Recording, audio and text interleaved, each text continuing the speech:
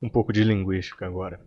Uma pergunta legal de se fazer já no começo de um curso de grego é o que o grego tem em comum com todas as outras línguas? Não sei, há pessoas que talvez pensem que línguas são fundamentalmente diferentes umas das outras, não só em estrutura, o vocabulário, mas não sei, talvez lógica, né, forma de se pensar, cultura, enfim.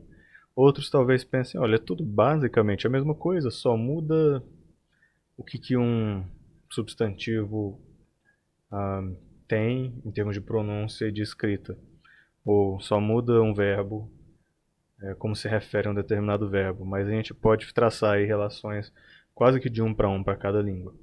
Então esses dois extremos aí de que línguas não têm nada a ver uma com a outra, ou de que línguas são praticamente a mesma coisa, só muda os sons e a grafia.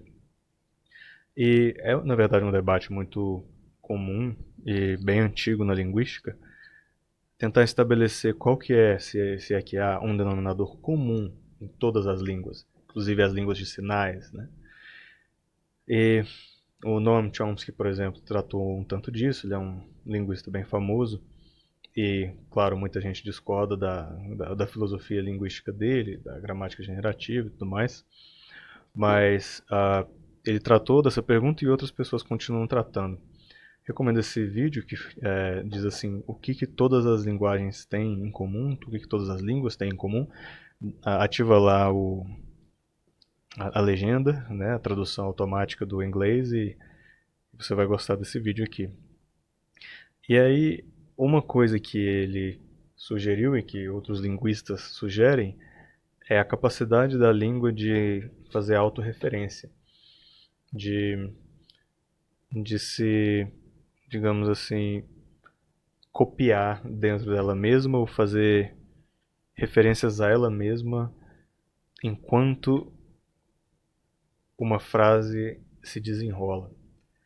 Então, essa recursividade é uma das poucas coisas que certos acadêmicos admitem ser o ponto em comum entre as línguas. Mas isso é bem técnico, né? E, de novo, é bem debatido, eles podem estar enganados sobre isso. Inclusive, não sei se ele chama Daniel Everett, tem um linguista que, que entrou em um debate bem famoso com o Chomsky, inclusive ele tem um background aí de missionários no Brasil e teve os Pirahã, se não me engano, que uma certa tribo que parecia não usar de recursividade na linguagem deles. Então ele usou então a comunicação desse povo, né, dessas pessoas, para tentar desbancar, né, debunk essa ideia de que toda linguagem tem recursividade. Enfim, o que eu gosto nesse debate é que a gente pode colocar uma frase que aparentemente faz sentido gramaticalmente falando e investigar a semântica dessa frase, né, a parte do sentido dela e ver que, poxa, ela só tem forma, ela só parece ser uma frase que faz sentido, mas no seu conteúdo não parece fazer muito sentido. Então, um exemplo também famoso na linguística é que ideias descoloridas dormem furiosamente.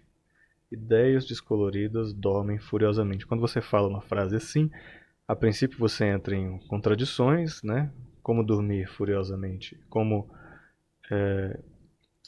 ideias descoloridas podem ser verdes. Então, ideias descoloridas verdes dormem furiosamente. Então, isso é um experimento linguístico para dizer, olha, algo pode soar gramatical e ter a forma de gramaticidade e de correteza, mas na verdade semanticamente não fazia nenhum sentido. Eles até adicionaram aqui um advérbio, infelizmente, ideias verdes descoloridas dormem furiosamente. Você pode até então adicionar aí adjuntos e aumentar essas frases. E tudo isso parece fazer bastante sentido. Pessoalmente eu até vejo algum sentido, por mais estranho que seja, nessa frase montada aqui.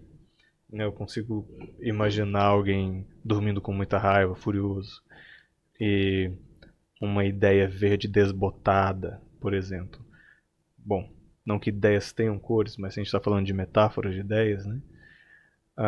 Então, assim, não sei. Não sei o que esse exemplo prova, mas esse exemplo é parte do debate. E acho que parte da resposta é que atualmente não há uma resposta final sobre o que é que todas as línguas têm em comum. Então, ajuda a gente? Ajuda um pouco. Ajuda um pouco porque se é uma coisa que elas têm em comum, então talvez seja quão únicas elas são. E para isso a gente precisa de bastante humildade para se iniciar o estudo de uma língua nova. Eu digo para os meus alunos que a gente entra para o estudo de uma nova língua como uma criança, como um neném. E a gente se sente mesmo como um neném, né? Aquela fase bem humilhante dos vários erros, da frustração de não ser entendido, do medo de falar besteira. E por aí vai. Então a gente segue com semântica.